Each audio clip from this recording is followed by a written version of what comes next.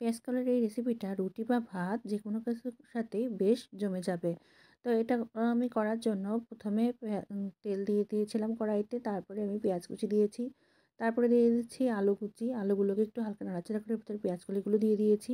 পেঁয়াজকলিগুলো দিয়ে একটু হালকা নাড়াচাড়া করে এর ভিতরে স্বাদ অনুযায়ী লবণ, হলুদ গুঁড়ো, লঙ্কা গুঁড়ো দিয়ে বেশ ভালোভাবে এটাকে আমি ভাজতে থাকবো।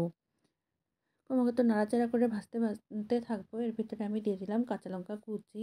এখন এটাকে আমি ৫ মিনিটের জন্য মিডিয়াম টু লো আঁচে ঢাকা দিয়ে দেবো। পেঁয়াজগুলো সিদ্ধ হয়ে যাওয়ার জন্য। তো এরপরে আমি ঢাকাটা খুলে এর ভিতরে একটা ডিম ফেটিয়ে দেবো।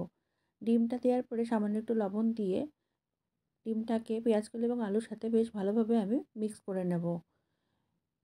এভাবে করে পোড়াটা ভেজে নেব। নামানোর আগ দিয়ে ধনেপাতা কুচি দিয়ে নাড়াচাড়া করে নামিয়ে পরিবেশন করে নেব। হয়ে গেল পেঁয়াজকলি আলু ভাজি।